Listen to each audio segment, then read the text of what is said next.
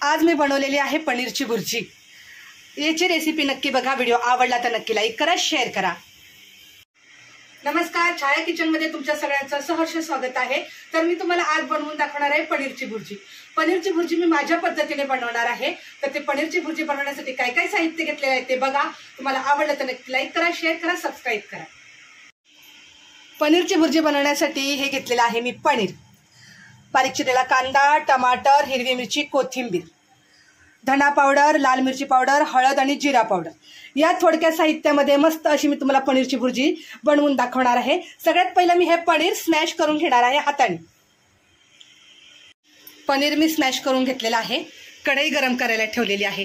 मस्त अशी बनवायची आज पनीरची भुर्जी। मुलांचे तर हट्टच असतात, हेच बनव तेच बनव, त्यांनी सांगितलं तर ते बनवत असते मी। तर कढई गरम झालेली आहे, याच्यामध्ये घालूया आपण तेल। याच्यामध्ये घालूया आपण तेल। तेल आपल्याला पुरेसच घालायचं आहे, जसं तुम्हाला पाहिजे तसं तुम्ही तेल टाकू शकता। तर मी आता थोडंसं तेल टाकलेलं आहे, अंदाजेच टाकत असते, पळी पळी नंतर मला जमतच नाही। तेल गरम झाल्यानंतर आपण याच्यामध्ये टाकायचा आहे कांदा।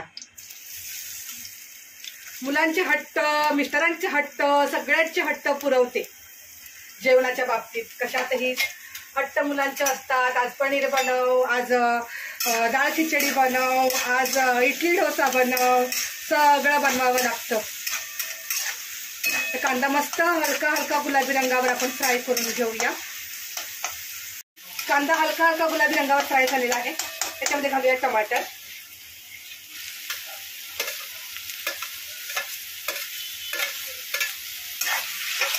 आता कांदा टमाटर मस्त भाजू द्यायचा तेलामध्ये, जेणेकरून सगळा कच्चा वास गेला पाहिजे। कांदा टमाटर फ्राय झाल्यानंतर याच्यामध्ये घालूया आपण हिरवी मिरची। हिरवी मिरची घालून 2 मिनिटं फ्राय करायचं आहे। याच्यामध्ये घालायची आहे कोथिंबीर। तर सगळा मसाला व्यवस्थित आपण फ्राय करून घेऊया।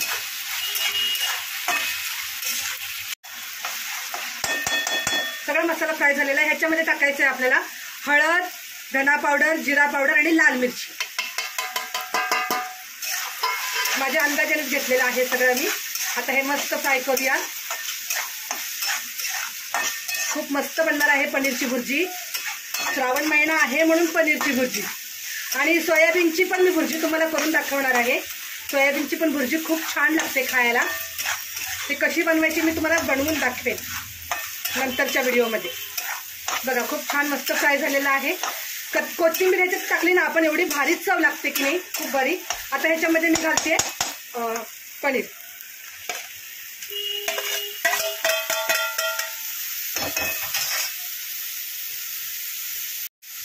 आता घालूया आपण चवीनुसार मीठ। आणि पनीर त्याच्यामध्ये मसाल्यामध्ये एक जीव झाला पाहिजे, पूर्ण पनीरचा कलर चेंज झाला पाहिजे। असं आपण हे पनीर मिक्स करून ठेवूया।